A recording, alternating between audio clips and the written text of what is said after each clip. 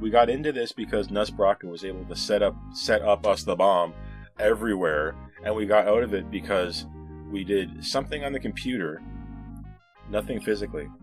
Captain, it looks like we're physically blocked from re-entering this entire quadrant somehow, and we can't fly around it because the wall is actually that big.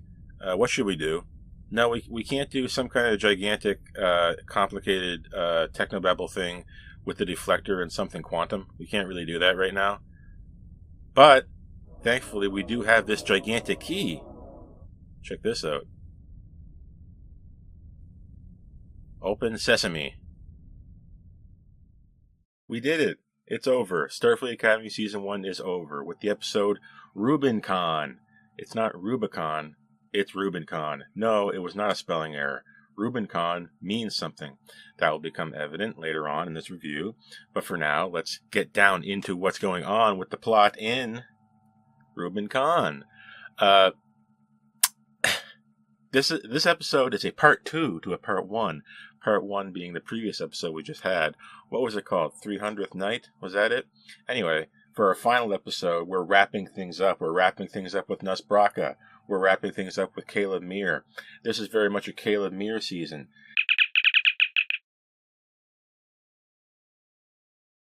Makes me wonder if each season is going to be dedicated to a certain character. Perhaps maybe season 2 will be Genesis, because I felt Genesis, her character, was kind of boring and kind of looked over and forgotten about in this season. Not that I was particularly interested in learning more about her, but I am looking at this objectively. I'm trying to figure out what you can get out of each individual episode and each individual season. I'm trying to review this based on what it is, not based on what I want. And what is the objective qualities here? Well, with one hand it giveth and the other hand taketh away, because I've seen a lot of different season finales in New Trek, and this is not the worst one. When I complain about finales in New Trek, I usually complain about gigantic space battles that are confusing and super weapons. This has one of them. My original predictions for the ending of this season would be that Nusbraka would die. We would have a gigantic fight with 1 million ships in space, and we would have the return of Discovery, and we would solve the problem with technobabble. Some of those are true. We're stuck on outside of the Federation. There is a wall made of Omega-47 particle bombs. We're going to gloss over the fact that Nusbraka can somehow use, quote, hundreds of minds, okay, to enclose in 3D, I don't know, thousands of cubic light years. Tens of thousands. You know how these scale up when you go cubic if you know a little bit about geometry. Suffice to say, that's completely impossible. We're going to forget it here. That's mostly a problem with the previous episode. Don't worry, this episode introduces a slew of new problems. Not that it completely ruins the episode. I will say this episode is watchable in general. You see, our saucer section, our tiny little portion of the Athena that we're controlling, is on the wrong side of this wall. And Nusbraka has encapsulated entirely our drive section and our deflector section, if that's what you want to call it. I'm not up on exactly how these new 32nd century ships are supposed to work, so bear with me. My knowledge is about 1,000 years outdated. Anisha, that being Kayla's mom, wakes up on the saucer section of the Athena to be greeted by Nahla, her previously nemesis, we could say, for having been instrumental in the removal of Caleb Meir from her life. But now we're one big happy family. Caleb Meir, Anisha Meir, and Nahla all in one room together. And she's staring her down. An interesting piece of acting from whatever actress portrays Anisha Meir. She definitely seems very intense, very extreme, depressed, angry. A whole flood of different things are going on. We do keep the extreme crying to a minimum, though, which is always appreciated. What are we going to do? We have to get back into Federation space, but we can't go through this wall of Omega-47 particles that somehow Nusbraka has erected for us or against us. We're trying to come up with technobabble solutions. The Doctor is instrumental in this. He's on the fritz and he says Rubicon, glue on the shoe or something like that. Break it down, Rubicon, glue on, Reuben. There's something to do with Rubin particles, something to do with gluons, quantum particles, things like that. Particles beyond just atoms. And how do you know you are in a complete and total technobabble plot? Pop quiz, kids. How do you know you're in a technobabble resolution to your plot? How do you know? You can tell perfectly when you are in a technobabble solution. I'm looking at you, Voyager. You do this a lot. Your solution to the problem involves messing around on consoles on the bridge. That's your solution, right? That's the sum total of what you do is mess around on consoles when your solution is technobabble. That's your hint that you know that's happening. What would have happened had this not been technobabble? Well, we could have technobabble involved in something else. We have technobabble as an ingredient in the solution, whereby Darem Reymi, say, because he can survive in space, would have had to have gone onto a mine physically and altered it and tinkered with it to get it to shut down the minefield. You see, that's when we're actually doing something. But that's not what happens. Many of our characters are relegated to just doing stuff on the bridge with Jet Reno in command, of all people. And she does a good job of it, by the way. I'm not a hater of the Jet Reno character. I thought she was calm, cool, collected. The 3 C's of being a captain, and captain incidentally has another C in it. So we can say 4 C's. Lura Thok, by the way, is barely in this at all. In fact, she's barely in the second half of this season. You're on the con. You're at the helm. I need you on the science station. Tarima, you do this. Genesis, you do this. We're delegating authority to all of our students, all of our characters who happen to be with us along the way. All of our characters are now controlling the ship. It's funny how that works. What are we going to do with the minefield? We have to hide. Nusbraka is coming for us. We have to hide our students. Luckily, we can put the students in an airlock and adjust the pressure of the airlock, and it hides them. I'm thinking about making a supercut of all the different weird security fails on the U.S.S. Athena. The U.S.S. Athena, as advanced as it must be, it seems like it's kind of just a fun house for people who want to mess with it. People who shouldn't know better, like people who can't be that smart. Caleb Muir, Nusbraka. Although Nusbraka single-handedly in this episode becomes what I assume to be the most powerful villain ever in Star Trek. He has a handheld device to activate a minefield to blow up the mines that encapsulate the entirety of the Federation, and it's omega particles, and it would render space inoperable with regards to warp travel. It would be 1,000,000 times worse than the burn, and he has it in his hand. It's just, I mean, we make fun of super weapons. That's all Alex Kurtzman can do. I don't want to blame him specifically, but it's his cadre. They seem to just, what are we doing for this season? Super weapon. What are we doing for the next season? Super weapon. What are we doing for the next one? Super weapon. It just keeps happening. How many times do we have to save the universe from a super weapon? It begs the question, how does the universe even exist? How does galactic peace, for our section of it at least, in any way hope to survive for more than 5 years? It just doesn't make sense. How can these people have so many super weapons? Where do they come from? Right? It really stretches my imagination and my ability to believe it. If Nusbraka can do all this stuff, and he doesn't seem that smart or that wise, there I go again off on a tangent about this Nusbraka super weapon idea, driving me crazy. Of course, we technobabble our way out of it. We have our characters say, "Oh wait, the doctor said something about Rubin particles. If we use Rubin particles, or alter the Rubin particle, which is used to stabilize, I guess, the Omega-47 particle, it will reduce its explosive impact, or it will stabilize it to the point where it does nothing." Your guess is as good as mine for how this works, because I've never handled a mega particle, believe it or not. It is a technobabble solution, and I'm not going to say the word technobabble anymore in this review, I promise. So now we know that we've neutralized his minds, but there's something else going on. We have a B plot, you see. Nusbraka thought that he destroyed the saucer section, but that's not what happened. Actually, the doctor inhabited the computer and created a simulation of the saucer section exploding enough to fool the Venali Ral. Thank you, Doctor. I guess Doctor EMH, as it were, is the true hero of this episode, because he was able to fool Venari. Is it Venari or Venali? I can never remember. Venali Ral, into leaving the saucer section alone while we could regroup and come up with a new strategy. Although the other section of the ship is still,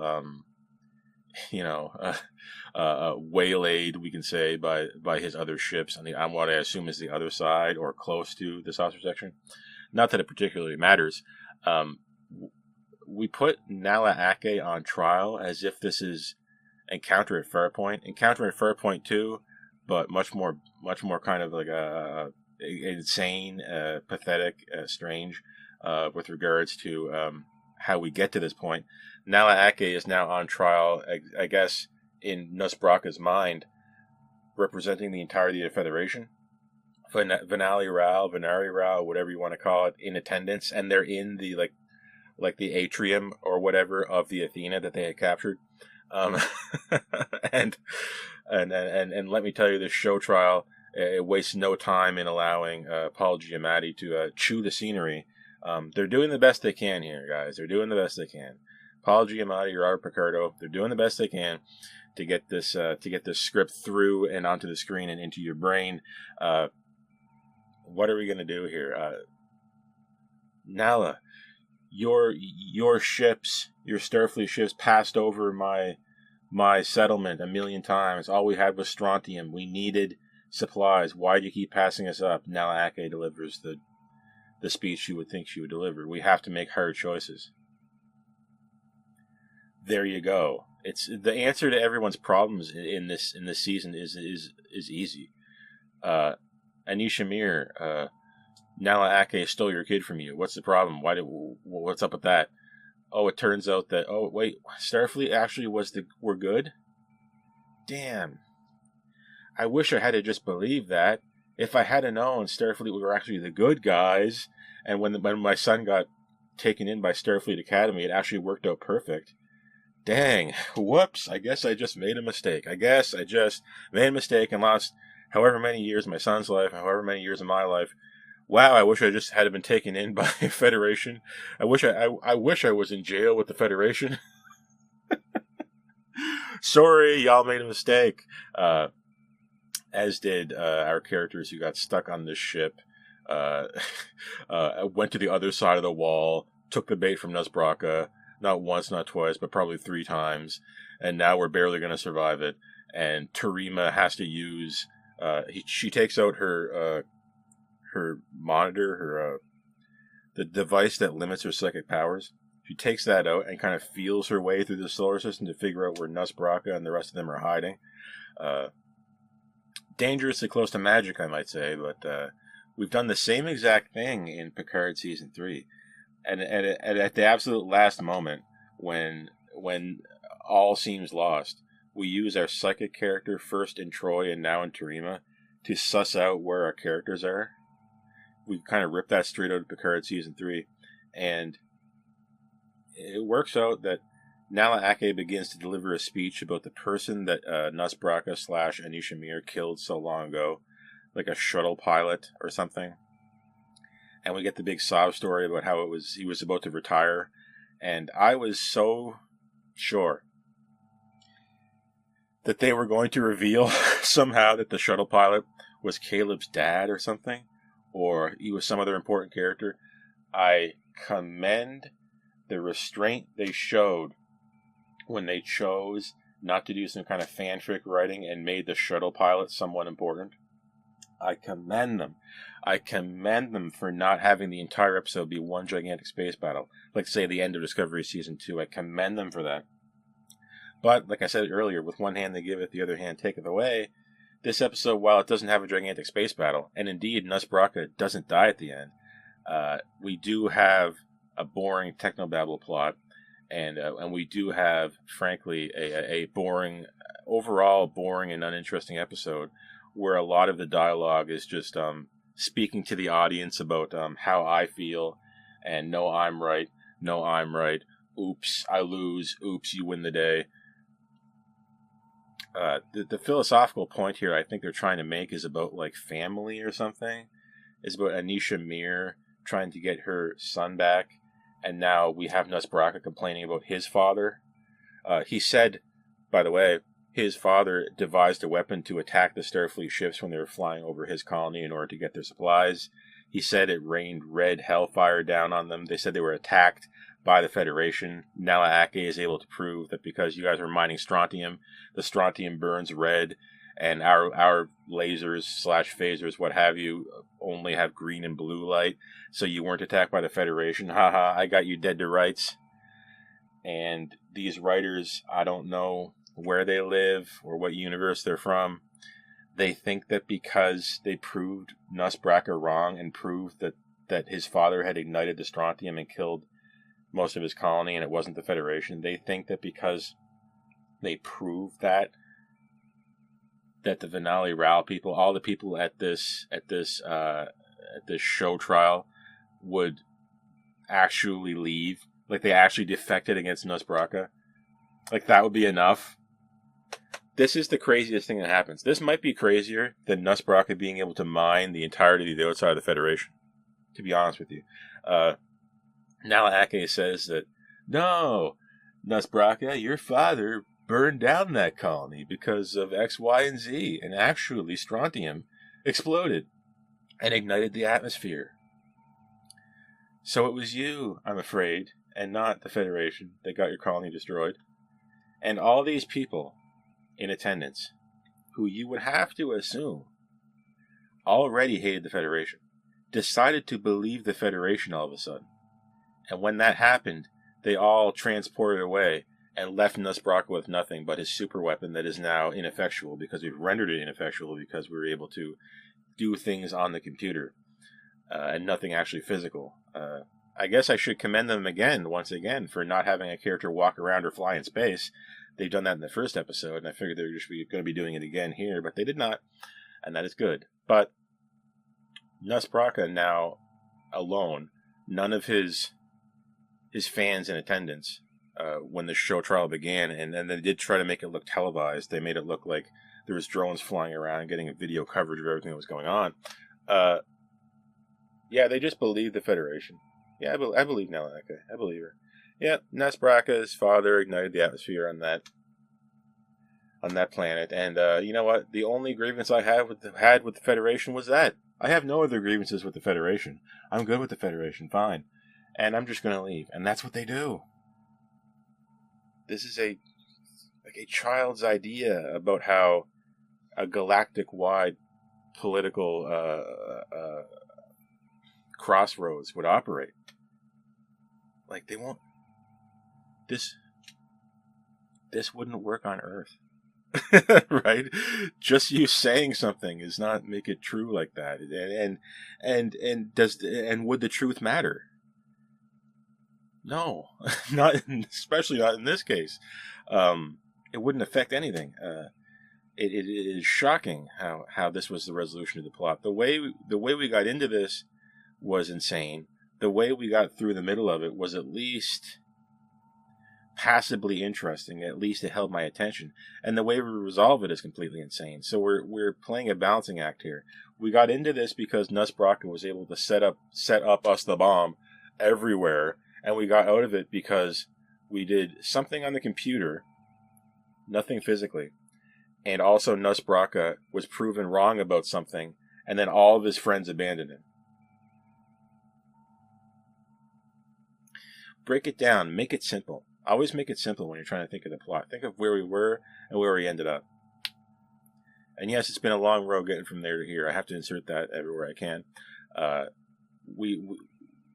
Nusbraka presses the button. It doesn't do anything. Thank you that we managed to disarm these bombs. And Nahla and the rest of the Federation crew take Nusbraka into custody. And commendable for not killing him. We managed to apprehend our villain this time instead of outright destroying them. And the rest of the Federation ships show up to not engage in a battle. All right. There was some minor shooting at the very beginning or earlier into this episode, but it wasn't something that really took me out of it. We do see the Discovery show up in the background somewhere, so I called that. I said the Discovery would show up in this episode at some point. I got that one. But all in all, when my predictions were wrong, I ended up being happier about it, because we ended up not having flying around in space without a suit, and we ended up not having a gigantic space battle that confused me and gave me a headache and or put me in a coma. We ended up with a relatively boring and far from the worst season finale episode that we've had thus far in New Trek.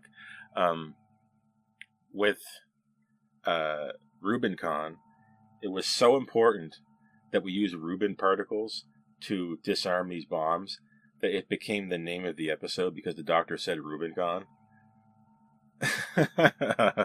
Okay. Anyway, and now at the very end, we're all a big happy family. Anisha Mir is walking around on the USS Athena as her son, as if nothing happened. I don't know. Is she going to complete her sentence?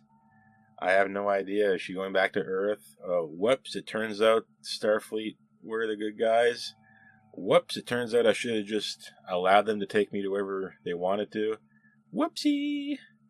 Whoopsie! I guess I shouldn't have told my son to run away from Starfleet. Oops! Didn't do my research. Oops! Oops! The Starfleet had to make harsh decisions and had to overlook certain colonies who were dying. Nahla says that you guys needed food and other colonies needed body bags. So, oopsie daisy. All Nusbraka's friends just gave up on him once they learned he may have been lying about something, or he may have even just been simply mistaken. Oops! Oops! That's what happens. Musically, there was a section where the heartbeat monitor and that thrumming heart sound that you have in medical was kind of becoming musical, and it was preceding the scene. And I thought that was kind of interesting. We do have the kind of a Star Trek anthem here and there. I thought was interesting, but mostly there was nothing super arousing or super super forward with the composition of the score in this episode, as is per usual. Although I will say that background music has been better this season than we've gotten in recent New Trek seasons, not including Picard season 3, obviously, because that has the addition of the Jerry Goldsmith music, which is my favorite. Visually, there was an interesting section early on, when the Doctor created a hologram of the saucer section of the Athena exploding enough to confuse Nusbraka's friends. I was actually believing that the saucer had exploded. I believed it. It threw me for a loop, honestly. And it was wow, I was feeling what they were feeling. And they used that effect, that moment, to show a different kind of title, a different kind of a scroll of the Starfleet Academy logo and stuff like that, superimposed over this explosion. It kind of freaked me out. And so I would count that as a visual success. Other than that, we have impossible to remember Vanelli Ral ships. We have the destruction of the atrium of the U.S.S. Athena that's been converted into a war zone and converted into an anarchic, tyrannical, flaming hellscape, which I admit it was amusing and interesting to see it. So visually, we're winning. Music, there's something there. Plot-wise, it's plot where the plot-wise it serves only. If it serves at all, it serves only into being able to be a platform to deliver some okay script. That's all I can basically say. And the script in the first half of this was pretty good and was keeping me entertained, and I was kind of involved. But by the time we got to the second half of the script, it was a little bit dry, a little bit weak, and it became a little bit hard to believe. It became a little bit shallow and a little bit buzzwordy. It became kind of platitudes versus platitudes with no real constructive discussion, and it was, of course, impossible for me to believe the way that this ended for the reasons I outlined earlier. Philosophically, thematically, family is the core here. Family at the beginning of the season, family at the end. It's wrapping up how it started off. That's good. Nusbraka's family is brought into this. Okay? as is, of course, Caleb Mir and Anisha Mir as being a family. They're being reunited, and now Nusbraka's old family had died, and his new family with the Venali Rao have abandoned him. So we've turned the tables here. I do wonder what the next season could be about. Is it going to be about a mother and son relationship again? Is it going to be about family? Nahla Ake has indeed lost her son. They talk about the shuttle pilot that died, who is about to retire. Life, the importance of it. You kind of want, at your beginning and at your end of your season-long kind of thematic arc, you want to cast a wide net, and they certainly did that here. With all this out of the way, I'm going to have to go ahead and give Starfleet Academy, Season 1, finale episode, final episode, Rubicon, 5.5 out of 10. I'm sorry, the way this wraps up, I just can't believe it. Nusbraka, for who this character was, there's no way he could be that threatening of a villain. I just don't believe it. The performance that Paul Giamatti was throwing out there, he was trying. I admit he was trying. It didn't always work for me, but he was making an attempt. There was something there. It could have been handled a lot better. Most of our characters in this episode, the vast majority of them, other than Caleb Mir, had like nothing to do. It felt like they had something to do, but really they were just messing around on the bridge. This is a great outing for Jet Reno, who I like, but at the end of the day, there's too much of this is difficult to believe, and what's keeping this above the surface, frankly, is what they didn't do, which I know I should be reviewing on what it is, not for what I want or what showed up that I didn't want, which is another way of saying that. But it's just very difficult to me, if I'm going to be fair. We should have had something physical to do with one of the minds. Okay, make it tangible, make it feel like there's actual danger. I think of the episode Star Trek Enterprise where they get a Romulan mine on the ship. Remember how tense that was? We were physically there. We were really in the thick of it. I never got that feeling in this episode, and this episode could have really used it.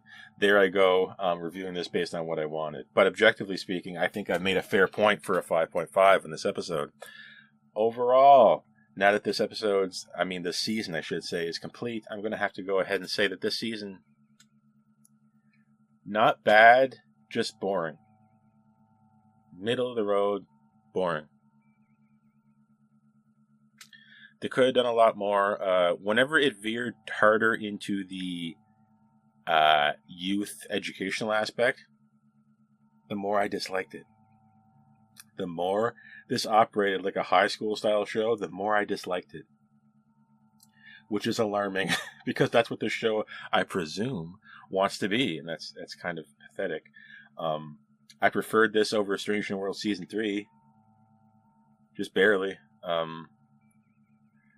But it could have been a lot worse. I wouldn't say bad, I would say boring. Bad is Picard Season 2. or like Discovery, like Season 2 or 3. They're for me, they're in the bad territory.